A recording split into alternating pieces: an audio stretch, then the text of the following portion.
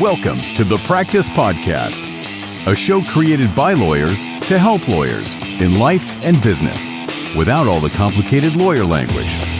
Let's welcome Bast Amron founders and your hosts, Jeff Bast and Brett Amron.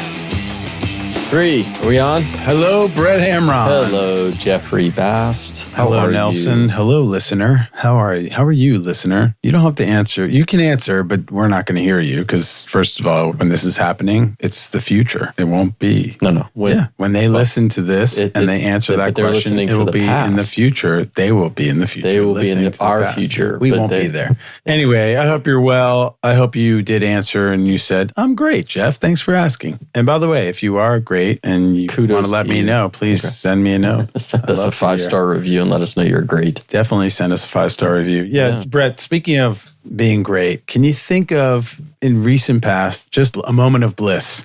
A moment where you were like, this is what it's all about. I mean, there's probably a lot of them, but if there's one come to mind for you? Yeah, I mean, I think it's not a particular... I'm not going to sort of lay out the setting, but it's really... Oh, please do. Yeah, no. But it's really, for us now, and I know for you in some respect, it's when we've got what we call a full house. Oh, yeah. Right? Yeah. All of our kids are back in town. We're there. And we're together, whether it's sitting at a dinner table at home or at a restaurant, whether we're out together, whether we're just home and everyone wakes up and everyone starts to trickle downstairs. And, I mean, to me, that is like the moment, the bliss, and saying, you know what, man, I think we've done some good. Come a long way. Yeah. Right. Yeah. And you? Yeah. You can't beat that. Like, you can't beat that. Try. No.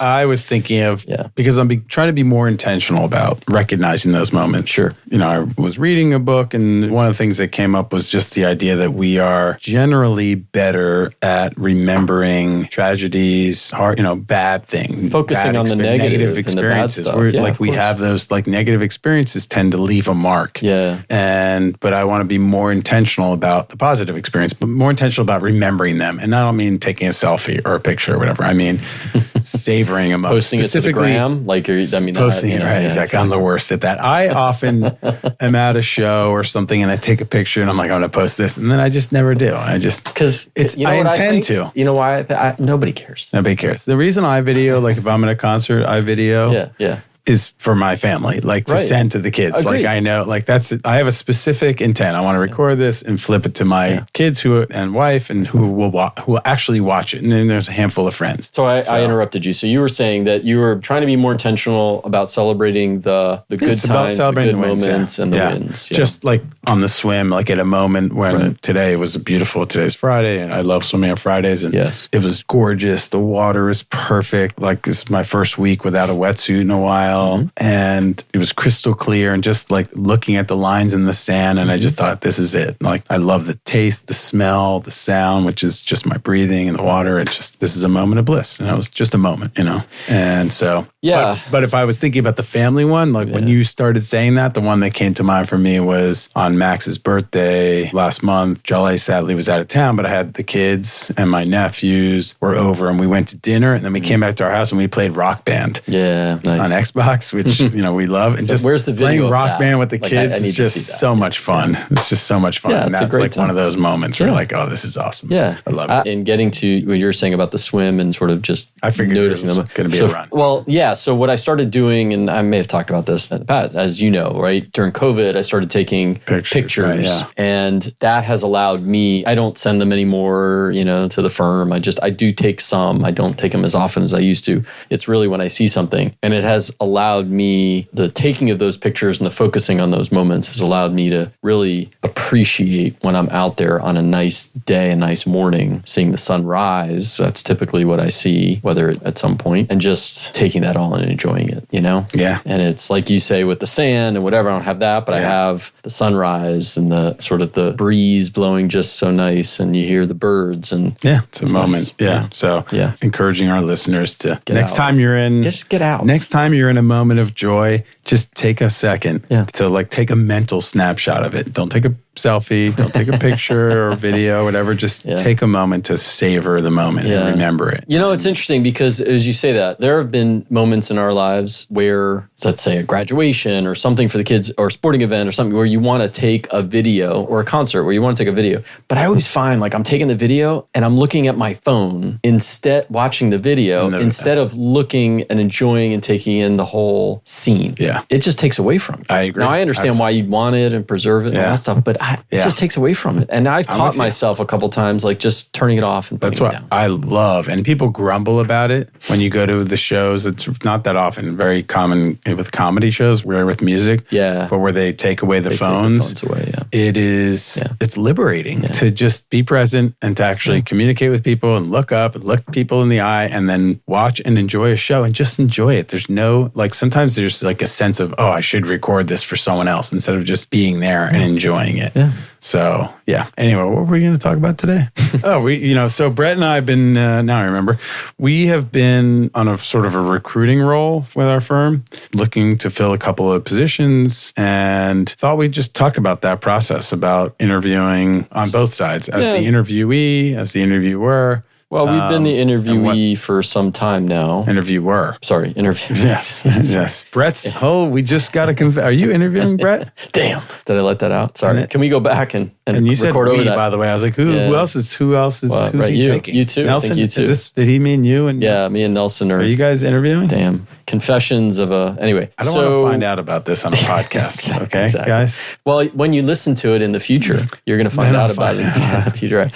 So, interviewer. We've been the interviewer now for quite some time. And I think we've had some fails and seen some things that I think we can talk about in terms of some do's and don'ts, if you will, if you're a young person or even a, more seasoned, whether you're a lawyer or some other professional or just looking for a job or interviewing. Right. There are some do's and don'ts. You got to do or don't? What do you want to start? Don't. Don't what? Be late. Don't be late. Okay. That's a good one. And should we phrase it in the affirmative?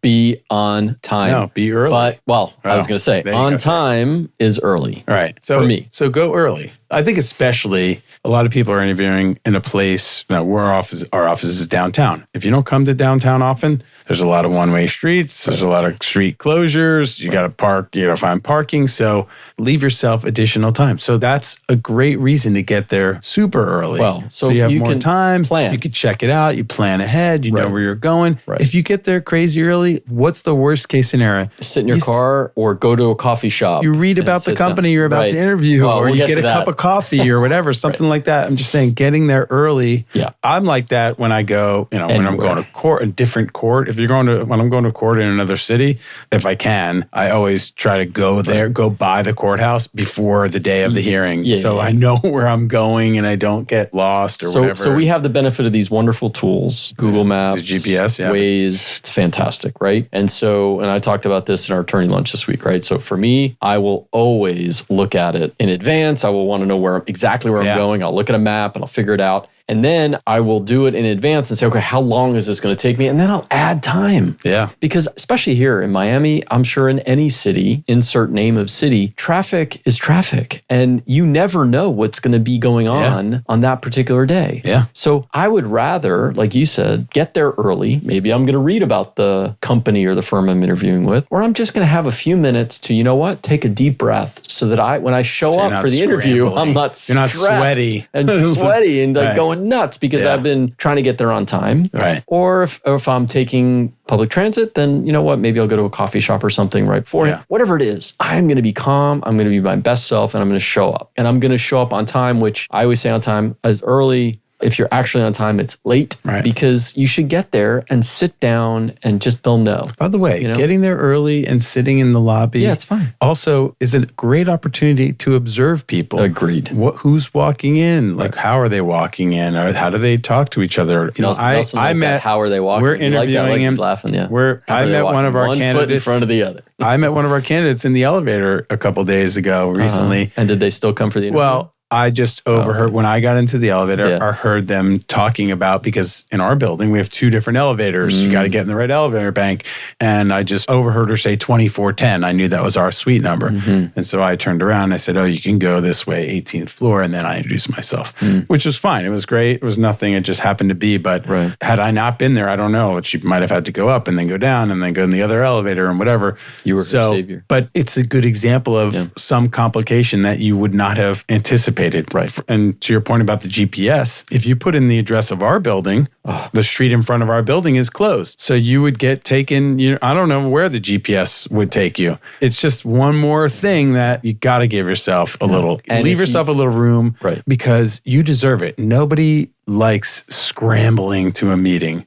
Nobody wants to run to a meeting. And the other risk that you have when you're in that situation is, honestly, you cut someone off, because you're rushing and you're late. And then you cut this person off. And then you walk into a meeting, and that's the person you're interviewing with. Yeah, I feel like at that point it's just not meant to be. Okay, right? I'm just gonna end the interview now. Exactly. I realized I cut you off in traffic. I saw you. I'm sorry. I flipped the bird. Like, not good. It's just, this is not going to work. All right. So I think that's a pretty basic one. It is, but like, we've seen it. We've seen people show up late. We've seen people not plan. We've seen people say sometimes things happen. We get that, and then if you're going to be late, you call. And that's just a common courtesy. Of course. So that's one. So another one I think would be, I think you were alluding to it before, doing a little research about the company you're interviewing with and also the people you're going to meet, if you know. And not 5 minutes before the interview. Just know a little something about, because you want to show a genuine interest. I'm just going to push back on that just a little. Go, please. I don't think it's just a little. Listen, do I think you need to do a full-on history of each individual? You should read all of my articles. No, I don't. Listen to all of our podcast but episodes. You should know enough that when the interviewer says to you, do you have any questions? That you can ask a question that shows that you've done your diligence and you know either that person, what they do, what they like,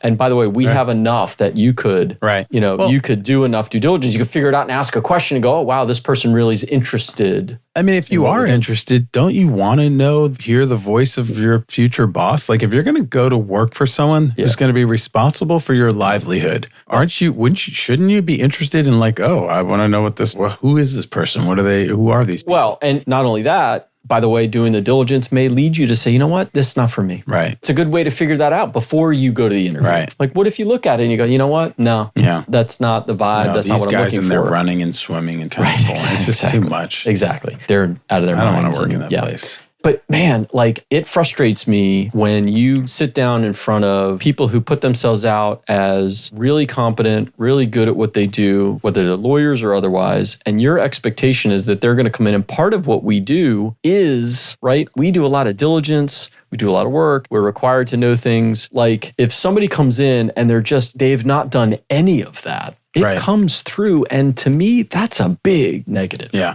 Yeah. And I think that's something that's changed, because I remember back in the day, in the olden days when I was interviewing, like, it was not that easy. There was no internet. It was not that easy to find out information about a company. So now there's so much information. It's almost like if a client that hired us and was working with us send us a whole bunch of documents and then set up a meeting and came to talk to us, and we say, oh, we didn't look at any of those documents that you sent us. Tell us what's I don't in know there. Anything about you. I know nothing about you or the case or anything like that. Yeah. And because like, we're putting the information out there. You don't have to read every single thing or listen to every podcast, but it's for your own benefit, but it also benefits us. We've had interviews with people that we've ended up talking about specific episodes of the podcast that they had an opportunity to hear our voices and wanted to talk about it. And by the way, not hard to find. No, I mean, we're kind of everywhere. I mean, that's the point, though. On our website. Like, you go to the website and it's there. Yeah. To me, it sends a signal about who you are, and I don't think you're going to be a good fit, at least at our firm. And I can't imagine any company that you go to interview with. It's not specific to us, but I just can't. I can't imagine any company that interviews and they're like, God, this person has just zero it. Like they didn't do anything before they walked in the door. Right. I don't understand that, especially when you get, to the higher levels of practice and as a lawyer, how you could walk in the door. Like, are you going to do that with your client? Are you going to do it with the matters that you're handling? Yeah. How about figuring out who your opposing counsel is or your judge or, we want to utilize information. You're also utilize the information and show one interest, but also authenticity. And, we're having conversations about caring and your ability to multitask and do all these things. And there's your first opportunity to prove that you can do these things. I can read, I can digest, I can understand things, and I can communicate about them. Right. I care enough that I'm going to spend some time looking up some stuff about you, about who. And by the way, you ask, who am I going to be meeting with? Right. That's a simple question. And then you go in and you figure out who you're meeting with, and you'll know. And then you do some work on them, and maybe you write a question down, a question or two. I agree with that. And by the way, you should know something about the person that you're going to meet. Right. And then you can ask a question or two, right? Because you show some interest and caring. And listen, on Zoom, it's super easy. You can have notes in front of you, lay it out. I wouldn't mind if somebody had their billfold with them, a pad, pad, and they wrote down a question and they asked. I'm never offended. In fact, so you have to memorize it. It's, to me, I'm impressed by that. Agreed. I'd rather. That means they did some work. They sat down. They put some. It's kind of like, I rarely like it when the waiter doesn't write down the order, when they're just going by memory. We're going to create a whole podcast around that. I'm always like, just even if you just were doodling on the piece of paper, just for me, to give me comfort that you're going to get it right. I don't really care. How many times? But I'm like, if they get it right, that's awesome. But I'd just feel better if you were writing it down or somehow recording it, because there's so many of us. Right off the bat, I know when you're coming to me, I'm going to be difficult. So I'm going to make it challenging. How many times? I'm going to change the order. I'm going to change waiter things. Walked away and you've looked at whoever you're dinner with and gone like, there's no way they got that right. Yeah. Like it's coming with cheese. So now it's coming with cheese. So now I'm nervous. I am like thinking about this. Like, my food's going to come wrong. And it's the same. Why do I have to worry about it? Yeah, I agree. And I get it in the fanciest of fancies. But even then, I'm like, you know what? Just write it down. By the way, technology in a fancy restaurant today, put it on an iPad and just press the button and it's done. I feel better about that. Oh my God. Anyway, so jotting some notes down in advance of an interview and pulling out the notes is perfectly fine. No one's ever going to, I don't think anyone's ever going to say, why are you looking at notes or whatever. If you opened a page and there was a lot of writing on there and you said, I have a question. And you had my name and I saw, and other names, I would think, okay, this is somebody who did some preparation. You're showing that you care. So, it'll allow you to, again, do some diligence to figure out as an interviewee, is this even a good fit for me? If you're working with a recruiter suggests a firm or a company and you just say, okay, no, I think you should do some diligence for yourself. Not agreed. Because you may say, you know what, that's not what I'm looking for. Okay, fair. And then you don't waste anybody's time. Even if, like in the event of law firms, if you have heard of the firm and you think, I've heard of that firm, they have a good reputation, whatever. You should still do a little digging because the reputation is a very vague and amorphous sort of notion. It doesn't mean that they're nice or that there's a pleasant place to work or whatever. And then you got to take things with a grain of salt. Everyone's experience is a personal experience. So somebody might have worked at that place and not had a great experience. It doesn't mean, forget it, I should stay away from that place because one person had a bad experience or whatever. So, and pick up the phone if you know anybody who knows the company or the firm you're going to interview, pick up the phone and ask people. Get as much information as you can from as many different sources as you can. The other thing is just like to be genuine. I think it's a little difficult to do because you're trying to impress someone. So I understand naturally that people are going to try to come across in a certain way, but you also don't want to get a job based on false pretenses because you oversell yourself. You oversell yourself. You come into a law firm as an example and say, I've taken 50 depositions and I've done this. And then you actually have never taken any depositions and you come into that firm and they send you to a deposition and you fall flat on your face, you're going to have a problem. So you're just delaying the inevitable. So be cautious about overselling. You want to, sell yourself, but you don't want to oversell yourself. So, well, in terms of your skill set, right? And skill set. That's the point as far as some due diligence on the front end. What is it they're looking for? Right. Yeah. And be honest. And by the way, we've taken people who may not have 100% of the skills we're looking for, but they had some really great qualities and we believed that's how that you took under me. our tutelage and proven with our structure that we can make a go of it and work and get them to that point. Right. But they were honest and authentic. And to me, not being authentic either comes through during the interview process or, like you said, shortly thereafter. Yeah. It's going to happen. It's going to happen, right. Right. And if you oversell yourself, you're walking into a law firm with a big target on your back, Yeah. Because everyone has expectations that I feel like he's looking at me, Nelson. I feel like when he said that, he's looking at me. Oh, I was looking. Do I have the target? We're making Nelson laugh today. That's good. It's on your back. That's good. It's a Friday. So So authenticity, being on time, doing some diligence, and expectations. Manage expectations of yourself and the company or firm that you're interviewing with. How do you do that? Well, what do I mean by that? So, I got called back for a second interview. Does that mean I must be getting an offer? Okay. So you're enthusiastic. I mean, it is a good sign that you're getting called back for a second round. That's fine. You can think that, but don't voice that. You know what I mean? Like, well, wait a second. I'm not getting why am I not getting an offer? Right. We had that happen to us. Yeah. Didn't we? Yes. But you got to keep your expectations to yourself. And you got to be willing to if you get disappointed by some reason, you got to keep that to yourself. Like by the way, you're free to say, so ask us a question. I think you're free to say, I think it's okay to say, well, tell me, what's the process? Can you tell me where you guys are at and what's left and what's the next steps? Right. I think that is perfect. I have no issue when people ask us that question. Of course. And the answer is, we're in the process. We're interviewing multiple candidates. We will circle back with you in the near term. And as we've said to potential candidates in the past, if you're interviewing elsewhere and you do have an offer and you're considering it, please let us know. Yeah. That's the other thing. I've encouraged people to actually do that. Yeah. If you're interviewing at multiple places and you've met one company and then you get an offer from another one, before you accept that, if you liked the other, company A, you got an offer for company B, call company A. Say, listen, I got an offer from company B and I'm considering it, but I really enjoyed meeting you all. I'm wondering what your timing is. Right. So that way you're at least giving them the opportunity, because we've had candidates who, we've talked to, we liked. Right. We're very deliberate in our process. And, we know that they really wanted to join us and they took another offer because they felt they had time pressure. And I've had this conversation. Oh, well, they told me I had to respond by Friday. Mm-hmm. Usually, if you get a deadline from a firm that's unreasonable, first of all, red flag, in my opinion. If you get an offer on a Thursday and they're like, we need to know now, you have to tell me on the spot, that's a red flag. But usually if you say, I'd like to think about it, can I have the week to speak to my family? I think most firms or most companies will grant that additional time. And you should explore all your options. You don't want to foreclose any. Agreed. 100%. And manage expectations.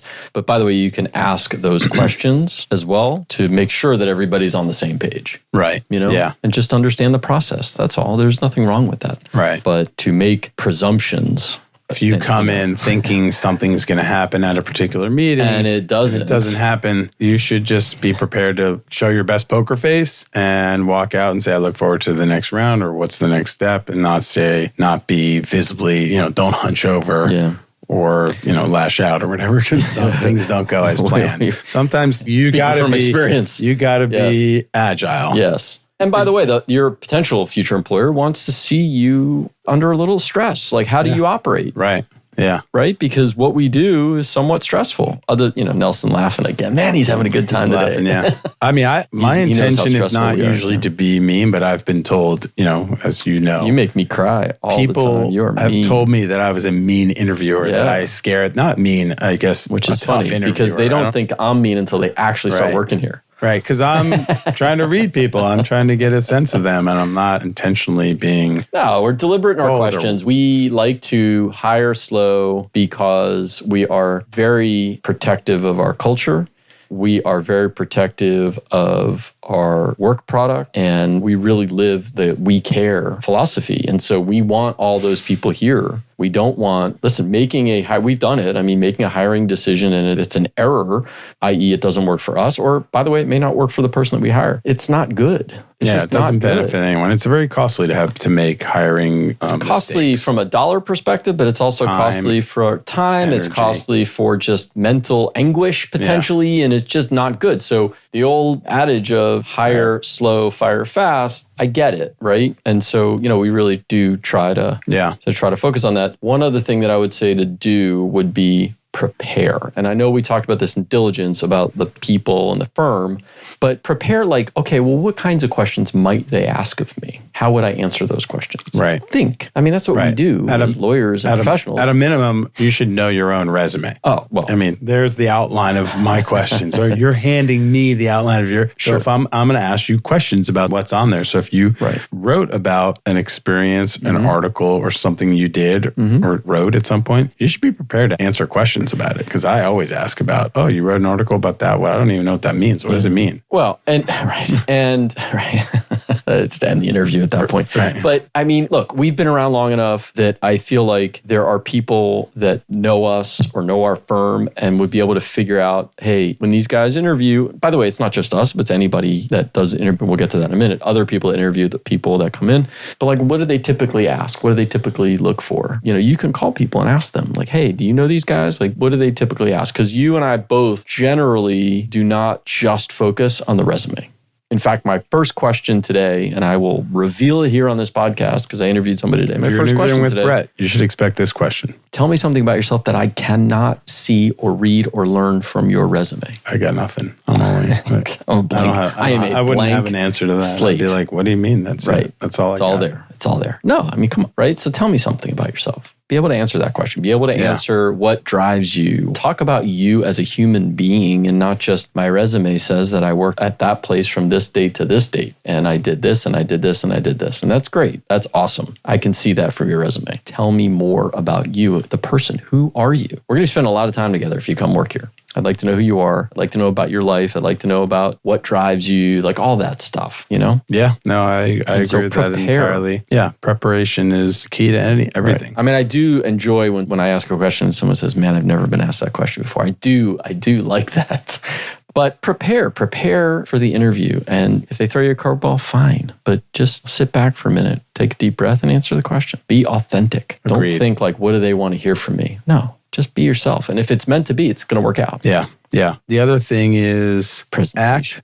Presentation. Like meaning what? Well, your physical presentation. Dress appropriately. I always think dress professionally. And we have a casual work environment here, and we usually tell candidates we're casual, but the overwhelming majority still dress professionally, 100%. And I'll still think that's the right approach. Yes. You can never overdress. Yeah, I mean, unless you came in with a tuxedo with tails and a top hat, like Step Brothers, Dumb and Dumber. Oh, Dumb and Dumber. Step Brothers. They get like bar mitzvah tuxedos. Oh no, but in Dumb and Dumber they had the orange and the blue and the top hat. Right. Remember? Right. Yeah, so dress professionally, but also I feel like we need to dress in tuxedos. Also treat people with respect. The receptionist, anyone that you pass, this is like in the elevator, you don't know who, and I'm always observing how people, and I would always do that. And part of why when we interview people, we bring them into the office, they walk around, they meet in people's offices. We want them to see what's the atmosphere like, but you should also be observing. How do people interact with each other? Yeah. Do they say we have an open door policy and every door is closed? Do they walk past others in the hallway and not acknowledge each other? Just, walking humans. Is everyone in their office with their door closed and nobody is talking to each other? Everyone's got AirPods in, or everyone's, whatever it is. If they walk by their secretary and or you overhear someone yelling at someone, observe. There's so much that can be learned just by seeing how people interact with each other. Well, and be respectful. For example, if you are more senior in terms of your years of, let's say you're a lawyer, you're more senior in terms of your years of practice, but you're interviewing with a first or second year associate, be respectful. Because, yes, they don't have as many years of practice, but they're working here. They're working at the place that you're interviewing. And maybe that's a good opportunity to learn something. Right. Yeah. Great point. Yeah, we do that because any attorney or any person that comes here is going to meet with a number of people. Some are going to be junior in terms of,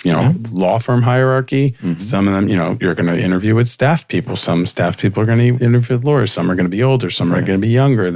And we expect everyone to treat everyone else with respect. And I hope that's a hallmark of any company that's interviewing. But that reminds me, if you're an interviewee and you only meet with like the owners or the higher up and not the other people that work there, that's not a good sign. Right. And if you ask to meet other people and they say no, or they restrict the people you can talk to, that's not a good sign either. Right. Yeah. Not at all. Yeah. I think also if you're considering accepting a position and you feel like you need more information, ask to meet more people. I mean, I don't think we've ever been offended if somebody says, hey, can I talk to these other associates or whatever? Yeah. I mean, ours is a small enough firm that you in theory could meet every person. Right. Shouldn't be necessary. But if there was somebody you didn't get to meet with, or you met and your interview got cut off or whatever it is, ask. Yeah. Ask or reach out to that person. I always tell people, if you have any follow-up questions, feel free to ask me, but follow up. Do not be afraid to follow up if you have questions. And if you don't have questions, something's wrong. You should have questions. Like, you're going to work at a place that hopefully you're going to work forever. And you've never worked at. You never worked there. Right. They're going to be responsible for your livelihood, and you're going to spend a lot of time there. If you don't have any questions, why? Why do you not have questions? Like, you really should have questions. Well, because you've done your diligence and your preparation, and you know. But even then, you should have questions about whatever it is, how people dress, what's the kitchen practice? I mean, do I have to do my own dishes? I don't know. There's got to be. Yes, you do. Do I need to bring my own pens? Are they going to provide a laptop? I don't know. I'm just saying. And what's the biggest thing, the pet peeve? This is post-interview. Follow up. Well, thank you note. Follow up. Thank you note. Yes. Yeah. Man, even if it didn't go well, like, thank you for taking the time. I enjoyed meeting you. It doesn't have to be. It's fine. It doesn't have to be a whole. Right. It's just a thank you. Yes. And you can even send one email to the whole group of people that you met if you met six people. Right. Now, personalized. Or you could send it to one person and say, please extend my gratitude to the others or whatever. You know, I feel like that's a little lazy. In my humble opinion. It's better than nothing. You could find email addresses. You're right. It is better than nothing, but that is the bare. But if you're not interested in the firm, you could still send a note to like the key person, the recruiting director or whatever, and say, please extend my gratitude, because you never know when you're going to have to meet that firm again, deal with that firm again, or maybe interview with them again. Never burn a bridge. Always say, you know what, thank you so much. And then you don't have to move forward if you didn't like it, or if they decided not to hire you. Yeah. Fine. But be a human, be like gracious and say, you know what, thank you for taking the time. It was so nice to meet you guys and learning more about your firm. I look forward to hearing from you, or whatever it is. I'm excited about the opportunity. I look forward to hearing from you if that's what you feel. Whatever it is, I like the personalized email, but I get it. If you want to send one email to everybody, I'm okay with that. The idea of saying, I don't know the email addresses or I can't find it, I'm only going to send it to one, please pass this around. Why am I asking you to do something for me? Right. I'm not going to do that. I wasn't saying, please pass it around. I was just saying, thank you, please extend my gratitude to the others, type thing. But I agree with you. I'm not. Find the email. It's pretty, I'll send you a thank you. Bare minimum. Send me a thank you for today's little bit of advice that I would throw out there, which might seem obvious, but be careful and cautious about what you wish for. About casual vibes. Oh, yeah. Because oftentimes you're going to go interview and maybe they're casual and they speak casually, but even if the interviewer uses profanity or something, that's not an invitation for you to do the same thing. Be careful about that. Yeah.